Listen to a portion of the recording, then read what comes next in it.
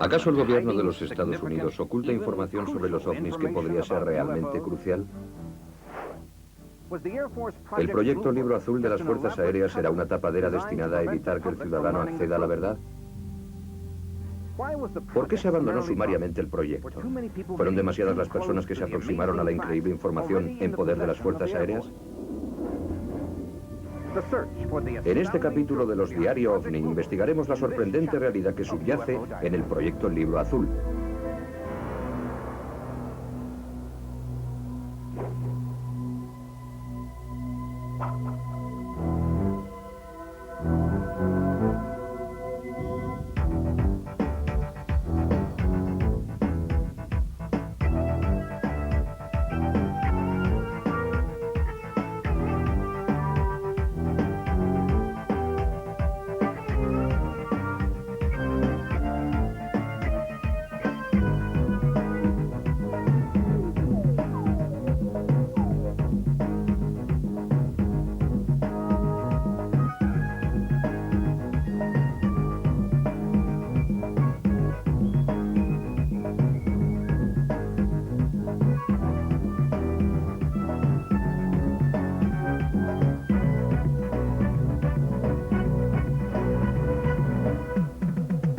Diario OVNI, el proyecto Libro Azul. El misterio que rodea el fenómeno OVNI deja perplejos a los ciudadanos de todo el planeta. ¿Qué son esos objetos? ¿De dónde vienen? ¿Qué se proponen? ¿Acaso esos objetos no identificados, avistados por miles de personas, acaban siendo siempre algo conocido, normal? ¿O a veces se demuestra que no son de origen terrestre? Si algunos de esos ovnis fueran visitantes venidos de otro planeta, ¿cómo reaccionarán los gobiernos de nuestro planeta? ¿Tratarán a esas extrañas naves espaciales como amigos o darán por sentado que son enemigos? ¿Cómo reaccionamos en el pasado? ¿Los líderes de las distintas naciones han establecido alguna vez una política oficial? La política americana relativa a los ovnis ha dado algunos giros extraños durante los últimos 50 años. Por lo visto, todo empezó en 1947, cuando un avión privado sobrevoló el estado de Washington. Un hombre de negocios, Kenneth Arnold, vio 9 objetos en forma de media luna que volaban en formación. Y enseguida pensó que eran aviones, pero comprobó que su comportamiento era extraño. Muy emocionado dio una rueda de prensa en Yakima, Washington, donde describió unos objetos en forma de platillo que se desplazaban por un estanque. Fue el primer avistamiento que se registró en la memoria del ciudadano. Eso se les denomina platillos volantes. Teniendo en cuenta que Arnold era un piloto experto y un reputado hombre de negocios, debemos dar por válida su versión. Las fuerzas aéreas acabaron dando su versión oficial sobre los avistamientos de Arnold. Dijeron que fue un espejismo, una especie de fantasma que flotaba en la atmósfera.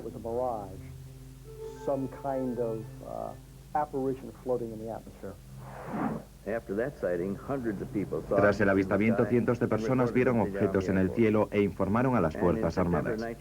En septiembre de 1947, Nathan Twining, jefe del Mando de Abastecimiento Aéreo, escribió a la oficina del Comandante General y de las Fuerzas Aéreas. En su carta recomendaba encarecidamente que se llevara a cabo una investigación oficial. El 30 de diciembre de ese mismo año se aprobó un proyecto por el que se le concedía un espacio en el campo Wright de Dayton, en Ohio. Los ciudadanos se enteraron de que las Fuerzas Aéreas habían iniciado la persecución de los platillos volantes, así que la operación se conocía vulgarmente como platillo. Su denominación oficial era Proyecto Rastro. Al parecer, el proyecto fue un intento serio de descubrir la verdad sobre los ovnis. Desde la primera investigación se vio que intentaban ocultar la verdad. Durante la primera investigación llevada a cabo se produjo un fallecimiento que tuvo lugar en el transcurso de una persecución de un vehículo extraño. El 7 de enero de 1948, el comandante de vuelo Thomas Mantell recibió la orden de investigar un ovni que atravesó volando el campo Godman de Kentucky. Tras ascender a una altura de unos 1.700 metros, la torre de control perdió de vista al capitán Mantell y al vehículo extraño. Pero el capitán siguió informando de que proseguía volando y describió un objeto metálico inmenso. Al parecer ese fue su último mensaje. A las 5 de la madrugada hallaron el avión B-51 objeto del siniestro con el cadáver del capitán en el interior de la cabina del piloto. ¿Qué ocurrió en realidad? ¿El avión de Mantell se averió al acercarse demasiado al ovni? Lo único que sabemos es que limpiaron, recogieron y clasificaron hasta el más mínimo pedazo del avión accidentado. ¿Por qué? Porque Mantell informó en directo a la torre de control de lo que veía y contó lo que ocurría hasta que se desmayó por falta de oxígeno. Y claro, el investigador encargado del proyecto decidió que lo que en realidad describía no era otra cosa que el planeta Venus. Las fuerzas aéreas justificaron la defunción del capitán Mantell con una serie de explicaciones absurdas. El capitán era un joven piloto inteligente, muy bien preparado, con mucha experiencia. Le ridiculizaron diciendo que perseguía al planeta Venus. También dijeron que había ascendido demasiado. Se quedó sin oxígeno, se desmayó y se estrelló. Intentan explicar sucesos como este de manera completamente absurda. Todo lo relativo al proyecto Rastro ha de revisarse en profundidad hasta que logras dar con una explicación como la del planeta Venus u otra estrella similar. El hecho de que las fuerzas aéreas relacionen el avistamiento con el planeta Venus es síntoma de que no les interesa resolver el misterio. En 1947, los Estados Unidos se recuperaban de la Segunda Guerra Mundial y entraban en la Guerra Fría.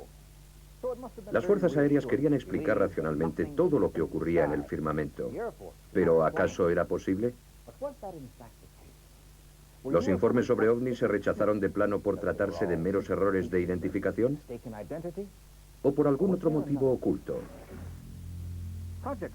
El proyecto Rastro continuó buscando explicación a muchos de los avistamientos que se produjeron.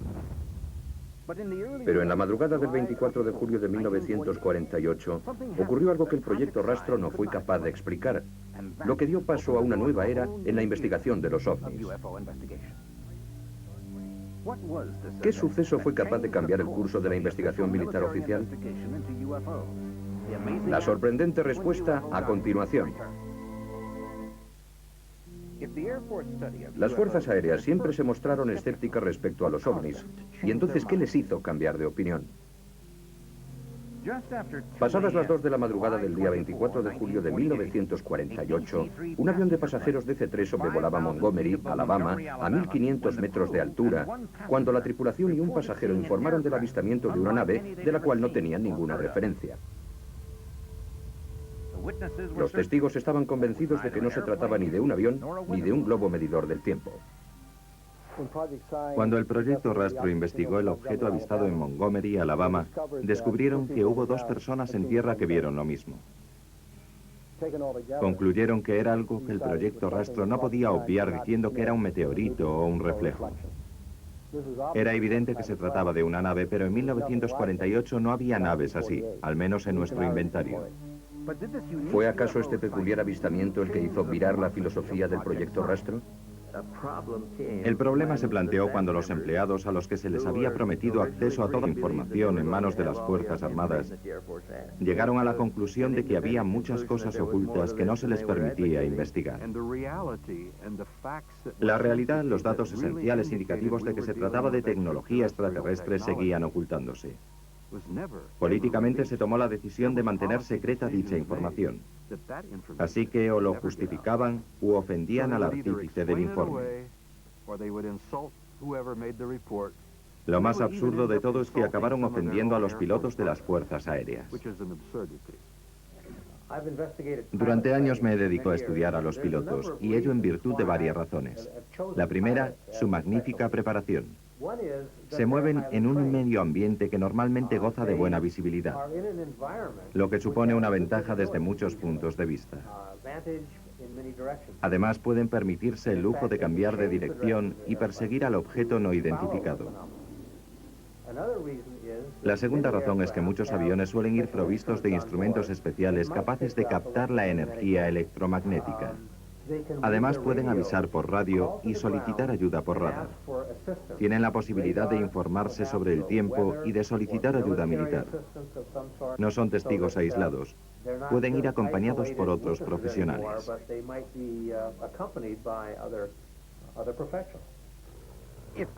Si los pilotos son testigos tan fiables, ¿por qué las fuerzas aéreas no se toman en serio sus numerosos informes sobre ovnis? Dicen que nuestro gobierno, junto con otros, niega o encubre pruebas sobre ovnis. Lo cierto es que no me sorprendería en absoluto. Puede que intenten proteger algún experimento con tecnología avanzada. Pero yo creo que hay otra razón oculta. Si saben que el fenómeno existe, y ellos lo saben muy bien, se niegan a reconocer públicamente su incapacidad para proteger al ciudadano.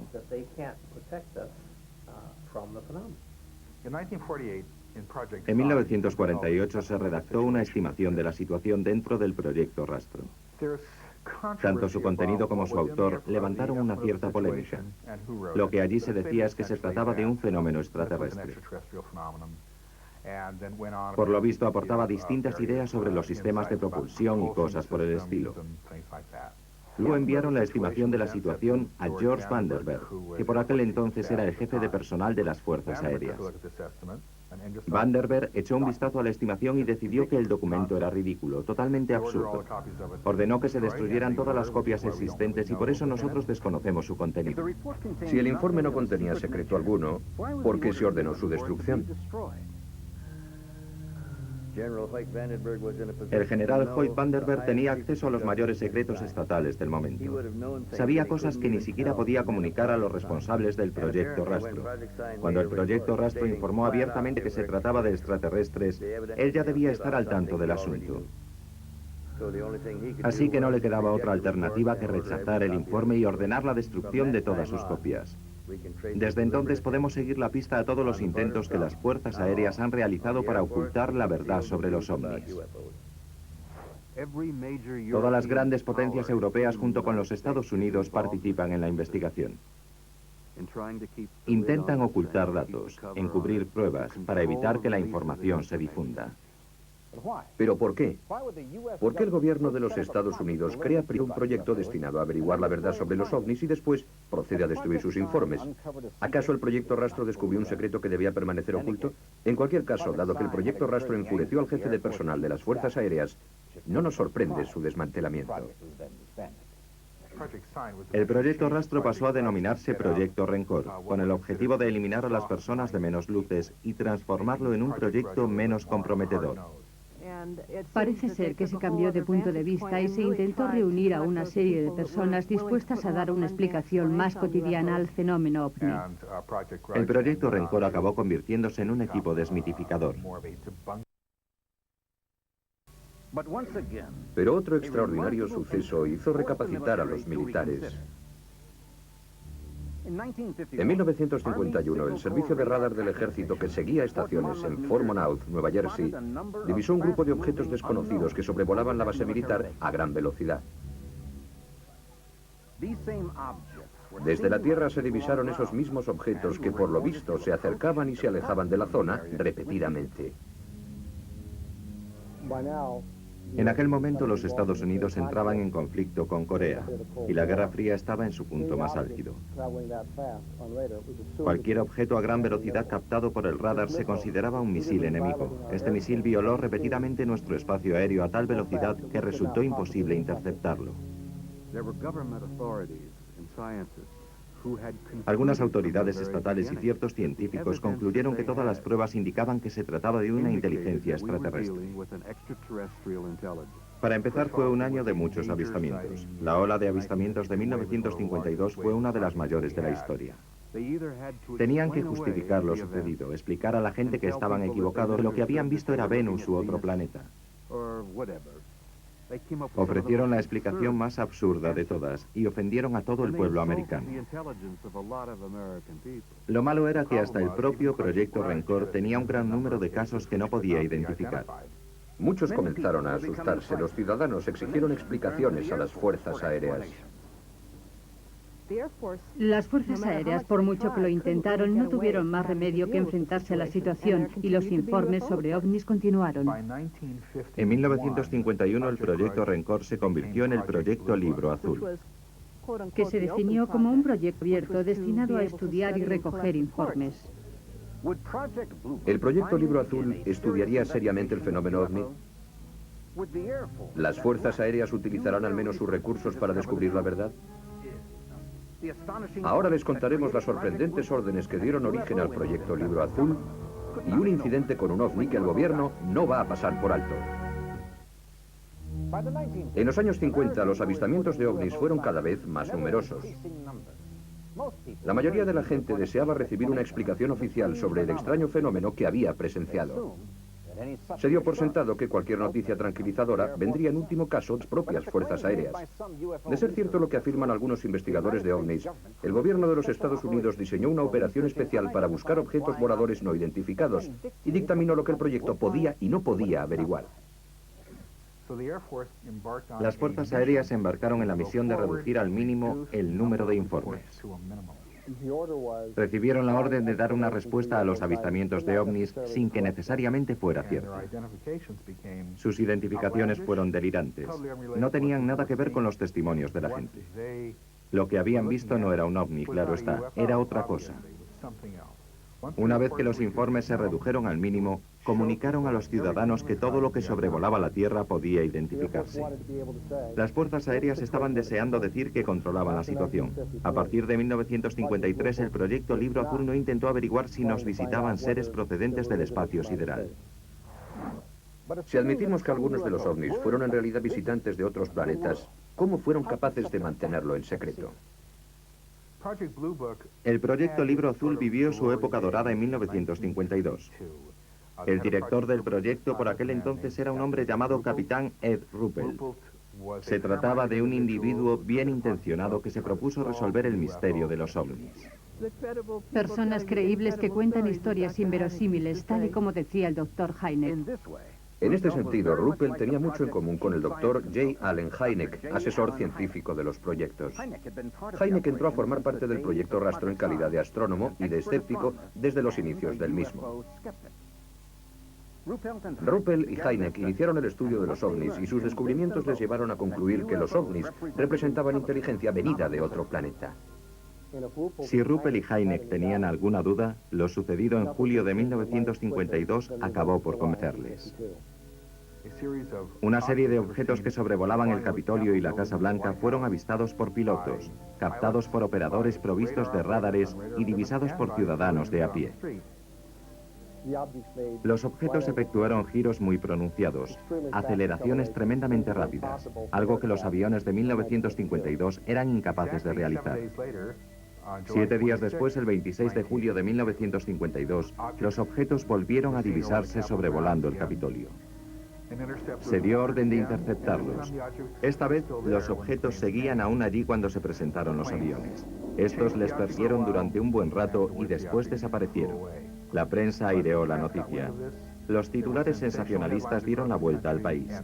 El Pentágono se vio desbordado de llamadas. La gente quería saber qué ocurría. ¿Nos invaden? ¿Nos refugiamos en las montañas? ¿Qué hacemos? Mientras tanto, las fuerzas aéreas celebraron una rueda de prensa. Informaron de que los avistamientos no eran un ataque al Capitolio de la Nación. Simplemente se trataba de una inversión térmica. Mantuvieron que unas bolsas de aire frío hicieron que el radar captara reflejos procedentes de la Tierra y los confundiera con objetos voladores. Lo que la gente vio a simple vista fueron meteoritos convertidos en ovnis por la excitación de los testigos. Después de todo, la misión del Libro Azul consistía en investigar y explicar este tipo de fenómenos. Se registraron tantas llamadas en el Pentágono que las fuerzas aéreas y la CIA se asustaron creyendo que podían llegar a trastornar el funcionamiento habitual de los canales de información. Así que la CIA contrató a un grupo de científicos para que analizaran la cuestión en secreto. Se denominó el Grupo Robertson, que se reunió en enero de 1953. Revisaron pruebas recogidas por el proyecto Libro Azul, películas, fotos, filmaciones, de todo. Después de revisar durante escasas 12 horas 6 años de investigación, emitieron un informe. Esta fue la máxima intervención de nuestro gobierno. A continuación veremos el informe sobre los platillos volantes que emitió el gobierno de los Estados Unidos. Si las fuerzas aéreas habían creado los proyectos Rastro, Rencor y Libro Azul con la idea de explicar el fenómeno ovni, ¿por qué la CIA llevó a cabo su propia investigación? El libro azul era una coartada cara a la opinión pública. Jamás fue un programa serio destinado a investigar y determinar qué ocurría en realidad. Al parecer, simplemente querían averiguar si los ovnis eran un arma soviética secreta o no, y dadas las circunstancias, averiguar si los soviéticos pretendían utilizarla contra los Estados Unidos. 5 eminentes científicos analizaron la situación y decidieron cosas trascendentales. Primero, que los objetos probablemente no fueran extraterrestres. En otras palabras, con lo que veían no eran capaces de entender las pruebas alusivas al carácter extraterrestre del fenómeno. Pero decidieron que los informes, no los objetos, los informes constituían una clara amenaza a la seguridad nacional. En este momento se puso en marcha un programa de engaños, desmitificaciones y de desinformación sistemática, y por lo visto actualmente el programa sigue en vigor. Intentaron dar una explicación al fenómeno ovni. Establecieron una política demostrativa de que los platillos volantes no existían. En consecuencia, el grupo Robertson hizo una recomendación a las fuerzas aéreas: descartar el estudio de los ovnis. En lugar de llegar al fondo de la cuestión, era preferible reducir al mínimo el número de informes y evitar así que la seguridad nacional se viera amenazada. La sociedad entera criticó a las fuerzas aéreas por no cumplir con su misión, y de repente se encontraron con un buen jaleo entre las manos. A partir de entonces, las fuerzas aéreas dejaron de interesarse por el proyecto Libro Azul y acabaron archivándolo definitivamente en diciembre de 1969. Documentos posteriores cedidos por investigadores del fenómeno ovni demuestran todo lo contrario. Las fuerzas aéreas, los militares, la CIA, la Agencia de Seguridad y muchas otras agencias pertenecientes a nuestro gobierno han continuado estudiando el asunto. El decreto sobre la libertad de información presenta unos límites bien precisos. La Ley de Seguridad Nacional promulgada al finalizar la Segunda Guerra Mundial, durante la Guerra Fría, dice muy claramente que cualquier tema o cualquier asunto que pudiera amenazar la seguridad nacional de los Estados Unidos no podrá ni será hecho público. Ahora que la Guerra Fría ha terminado, ¿quién es el enemigo? ¿Qué sentido tienen esas limitaciones establecidas por la Ley de Seguridad Nacional? ¿Cómo se justifican? ¿Quién es el enemigo?